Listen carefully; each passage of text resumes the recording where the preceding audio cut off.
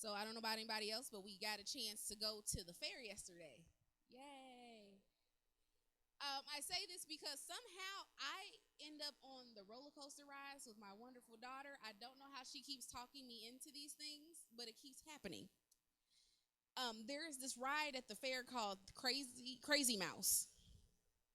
I hear some chuckles. Some people have been on it. Praise his name. It's funny. So this is my second year going on it.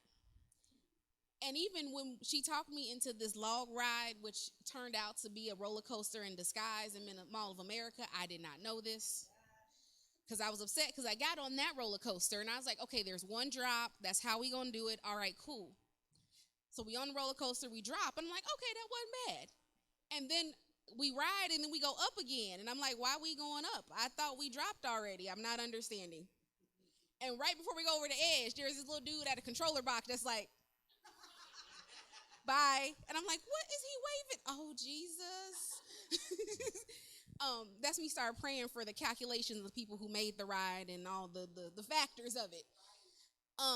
But we get on Crazy Mouse and we're standing in this line and Jasmine keeps asking, what are you doing? And I'm looking at the rides before me and I start adding up 1, 2, 3, 4, 5, drop. 1, 2, 3, drop. I'm calculating this in my head. My eyes are not going to be open. Let me just tell that one right there. So I'm counting the corners it's going to hit before it drops. So what happens is we get on the ride and everybody else just laughing in the line. Oh, this is going to be awesome. And again, I'm counting 1, 2, 3. We get to the 5th one, then we drop. I count again, then we drop. And I'm cool with it. And you hear everybody else screaming and all this other stuff. And then I get to the second round, I realize it makes you spin. It's trying to make you disoriented. But yet I can tell when you hit the corner, it hits it hard and I can still count the corners. The thing is, what I'm looking at is meant to overload my senses. So if you open your eyes, the spinning is going to make you dizzy that you get disoriented and it makes you panic.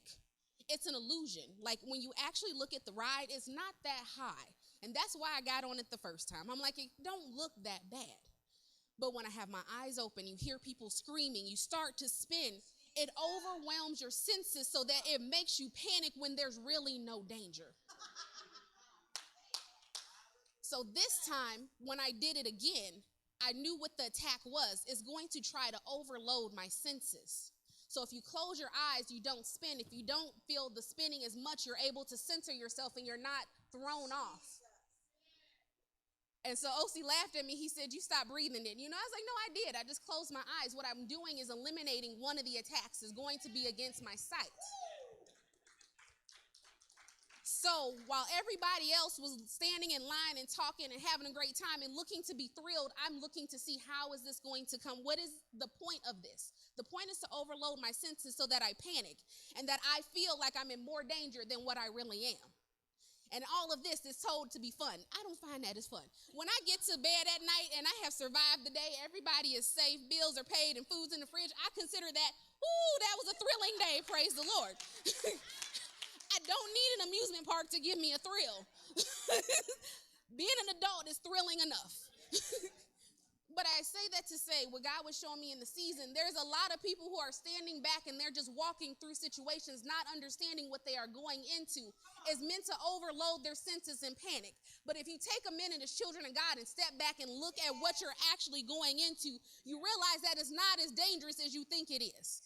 It's not actually going to kill you, though you may feel like that in the midst of it. When you feel like you can't make it through it and God, I'm not going to be able to stand another day. If you had stood back and looked, you're like, I'm only 3 inches from the ground. There is no way in this world that this man-made thing is going to take me out. Amen.